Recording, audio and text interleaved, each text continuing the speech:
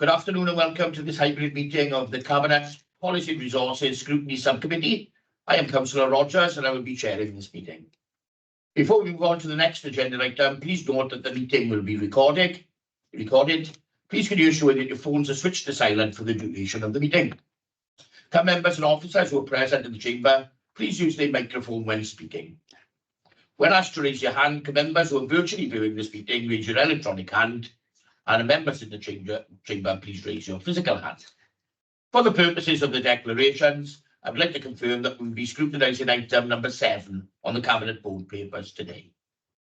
I will now move on to agenda item 2.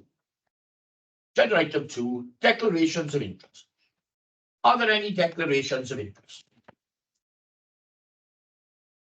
Can't see any, so we'll move on to agenda item 3, pre-decision scrutiny. We will now move to the Cabinet board agenda for pre-decision scrutiny.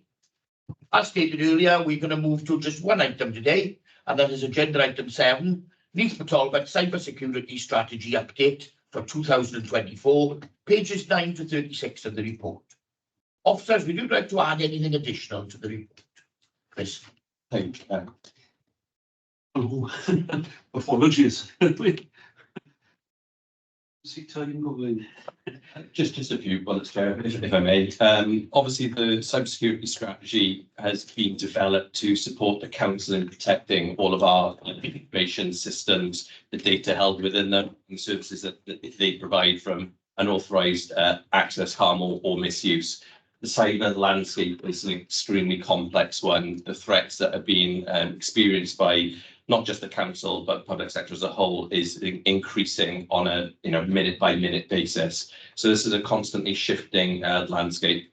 In the last year alone, the National Cybersecurity Centre has seen a 64% increase in threats and attacks, which is the highest number ever. So we have to remain extremely vigilant in these times. What we have also seen is that around 89% of the incidents that have been experienced are as a direct result of what we call human interaction. So essentially people at fault of either giving up their passwords, clicking on links, being experiencing phishing emails and so on and so forth. So it's a very difficult position to try and manage.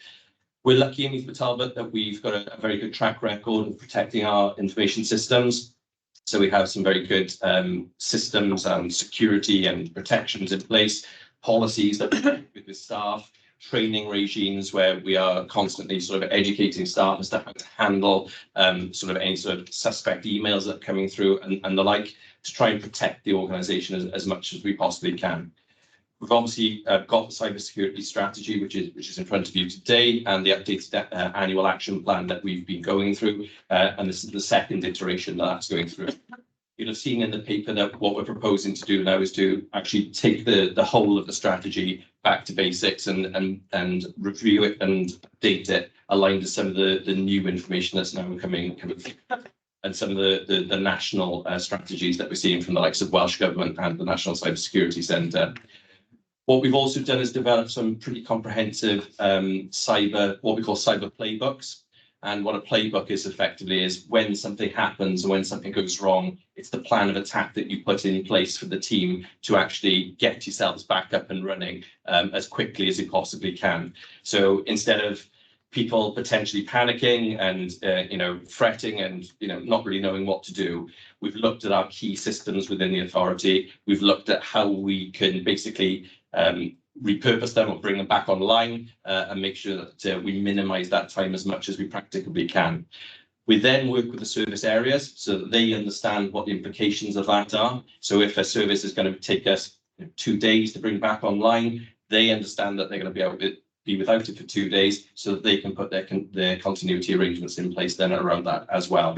So there's a lot of work we've done over the last year around that, and that will continue as we move forward. What we've also done is continually start to put communications across the organisation. So for things like Cyber Awareness Month, you may have seen promoted through our Viva Engage, our Yammer platform, information that comes out on a daily basis, top tips around maintaining your password security, how you set a strong password and so on and so forth. So we've done a lot of that. And we've also engaged with Welsh Government, and many of you probably sat on it, to undertake some cybersecurity awareness training as well. So we're doing that training, not just with staff, but with members as well. So, like I say, it's a very much an evolving piece. We're constantly having to deal with what we call zero-day threats, which are threats which literally occur on a particular day, never been seen before, never been handled. But with the links that we have with the National Cybersecurity Centre and some of the government organisations, we're in a pretty strong position. You can never say never, but we're as prepared as we can be. Many thanks, Chris. That's excellent. We'll now move to members' questions. I've had indications already of a couple of questions. And first up is Councillor Sean Percy, please. Diolch Cadeirydd, thank you, and thanks as well, Chris, for the report and sort of the update here. I think there's definitely some good progress against a lot of the actions, and I think we discussed in pre-briefing as well, just the way it's been laid out and set out has been very helpful for us as members to see that. So thank you for that. Just you've touched on some of these themes actually in your introduction, but I think it's still important to kind of press the point in terms of looking a little bit wider than the cyber security risks in terms of cyber attacks. Obviously, there's we've put a lot of measures in place to improve our security over the years, two-factor authentication, etc., etc., etc. And obviously that's made our systems perhaps more complicated than they were in the past, and maybe reliant on other organisations. We've got cloud-based systems as well. And I'm just reflecting, perhaps, on, I know we had an IT issue recently, which perhaps had a business continuity risk to it that was caused by maybe user error. And I'm wondering, have we considered the perhaps growing risks of the security and complexity of our systems from user error, maintenance, actually something just legitimately going down, and how that affects us now? Actually, you can't just turn on your laptop and log in locally. You're reliant on so many interconnected systems to function. And I just wondered if we've really looked at how robust we are in terms of dealing with some of those day-to-day issues that might arise that are not necessarily security problems, but maybe with problems with the security software and packages and measures we've got. I hope that makes sense, Chair and Chris, but that's just the reflection I had looking at the report. But in terms of the actions and everything else, I think we seem to be as on track as we can be, and I think I'm quite content with the direction of travel that we're going in. So, diolch. Many thanks, Councillor Percy. Good question. Chris, back over to you. Thank you, Chair. Thank you, Councillor Percy.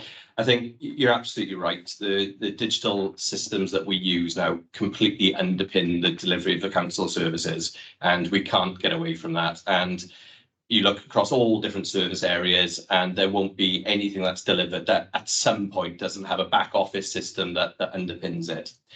From a digital services perspective, what we've done over the last couple of years, the introduction of the new digital strategy with the processes, the procedures, the new target operating model that's been brought in, is put in place structure and processes that help us better understand the interdependencies between the systems, how they operate, and then how the service areas consume those services.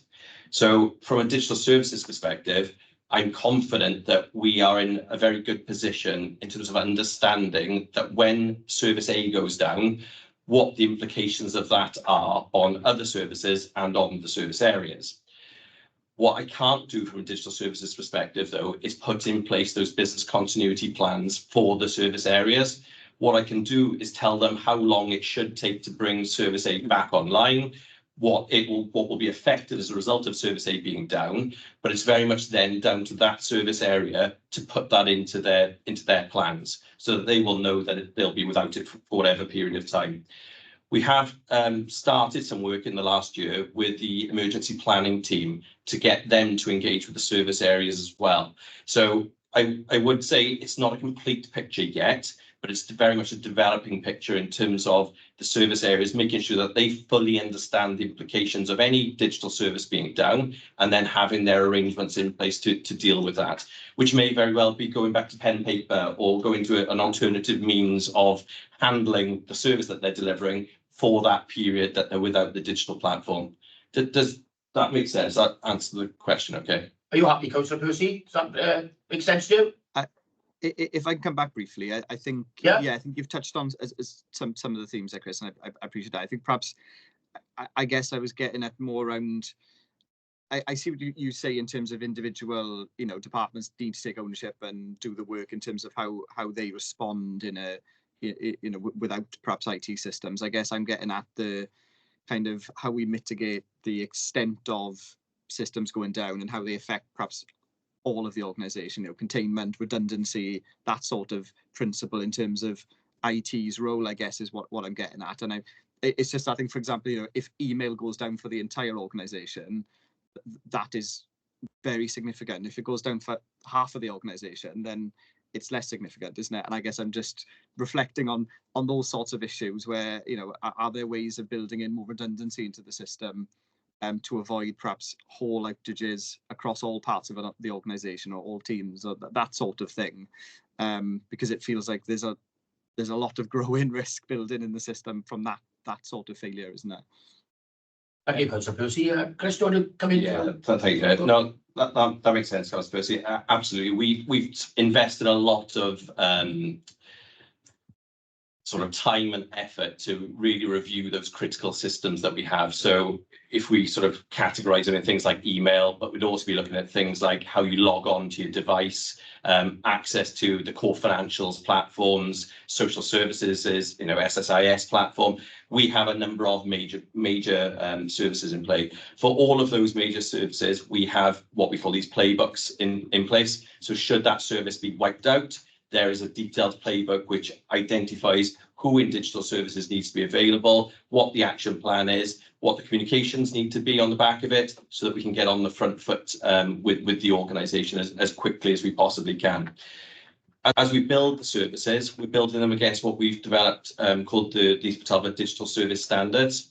So that is looking at making sure that there are no single points of failure, that there is full redundancy in place, that we use cloud first now as a new approach rather than the on-premise data center, which inherently has that sort of single point of failure within it, to make sure that that redundancy is there as part of that design, as part of that design piece. So we are in a strong position in that sense. You're quite right. Last week we had that issue with the certificates. That was caused by a third-party organisation who essentially applied a new certificate, which made all of our laptops think that they were outside of the network and they weren't secure anymore. So what we couldn't do is get them back into the network to get them back online. Again, what hopefully you saw was that there was very good communication straight away as soon as the incident happened. We were getting notifications out. We were informing people where we were at while we were diagnosing the issue. And once a solution had been found, we mobilised staff across all our civic centres so that we could get through the backlog as quickly as we possibly could. Now, would we want a repeat of that issue? Absolutely not. Could that issue reoccur? Technically, it could. But what we've got now is additional processes and steps in place with the third parties to make sure that they've done their full due diligence on any changes that are made and they get fully scrutinised before it just gets applied. Now, in theory, we should be able to trust our Microsoft Gold partners around these pieces, but this is now an example of why we can't. So, we learn from these pieces, we evolve, we sort of move forward, and we mitigate these problems from reoccurring. Are you happy with that, Councillor Percy? Yes, Chair. I've got one additional question, if that's okay. No problem. Yeah, go ahead. Great, thank you. No, thanks, Chris. That is quite reassuring. Just in terms of business continuity plans that directorates, service areas have got, who's overseeing those in terms of ensuring they're adequate? It would be, I know that may be slightly out of your remit in one sense, but is there a sort of corporate oversight of that to make sure that that we're consistent in our producing those plans, updating them, making sure people understand what to do? Thank you, Councillor Percy. Chris, yeah. Yeah, so thank you. Again, I think that's where we've linked in with the emergency planning team to get that sort of oversight, because they've got that sort of contingency responsibility for the organisation when something goes, catastrophically wrong. They will be there to pick that up. So again, they are working through that with service areas. Many thanks. Okay, thank you, Councillor Percy. Thank you, Chris. That's great. Next up actually is myself. Thank you. Can I thank you the response? I think what happened last week I think was excellent. I think we responded really quickly, and we yourself said we couldn't avoid and we've learned from it. Can I thank you, Chris? Again, reiterate what Councillor Percy said. The report is user friendly for members because we're not all tech. I know this is really technical issue, but the report you produced is really excellent. It's easy to follow, so thank you for that. I've got a couple of questions, mine are a little bit more basic. Talking about staffing, we've got the IDS and IPS system in, and I know a bit about this through family background. What type of staffing have we got monitoring the system, for when threats are appearing? So we have a cybersecurity team effectively that looks at all of the platforms and services which are protecting our network. So what they're looking for is going through the detailed log files, looking at where there have been any sort of flags raised, where there's any suspect activity, dealing then with incidents as they rise. If people have had a phishing attack and they clicked on something by mistake, it's going through that, make sure that there's no ransomware sitting on the machine and so on and so forth. Within that team, there's 6 people at the moment. So they don't just focus on the cyber, they do a number of other operations activities as well. But they are the ones who are sort of the gatekeepers to our sort of policies and patch management to make sure we're on top of that. Great, thanks, Chris. That's quite reassuring. Actually, it's quite a big number for cybersecurity, and obviously we taking it seriously. We few other things as well. Tied to that, with the staffing. One thing that's come up to me, because I have been abroad occasionally, I know my favourite members, about informing people when you go abroad, because I know this can be an issue for the staff. They get quite annoyed when they haven't been told that people have gone abroad and they take their laptops or their iPads with them. Yeah. Is there some way we can have one point of contact to inform, and so that all members know they've got to ring this number or whatever it be, please? Yes, absolutely. It's a hot topic for us at the moment in digital services because the geolocation, they call it, which is effectively what controls where you can access the network from, hasn't been functioning to the level it needs to at the moment. So we're reviewing that, and in the next couple of weeks we will be putting a new policy out which basically completely gives end users the process that they need to follow when they are going abroad. So if you are going out of the country, you will effectively inform the service desk, they will process that for you. You're away between date X, date Y, they'll relax the restrictions for that period. When you're back in the country, then it'll get tightened back up. So you will have a single point to contact for that. Oh, excellent. Yeah, that's really good. Thank you very much. Yeah. We touched on, you have already, I know it's in the report, about training. What I find is that in a previous occupation, we used to have training, and then that's all the training you have ever. But obviously, this is fast moving. Have we got a program in place for, I think, a refresher really for all staff and all members? Yeah, so all staff are subject to 2 yearly GDPR information security training. So that is something that they have to do as mandatory. So that's a running program. For councillors, we're engaging with like the Welsh Government training, Cyber Ninjas piece. So there'll be more of a rolling program of that because, as you say, it moves at such a rate. We need to make sure it's current and relevant. Really, thanks, Chris. You'd be glad there's only a couple more to go. Really there.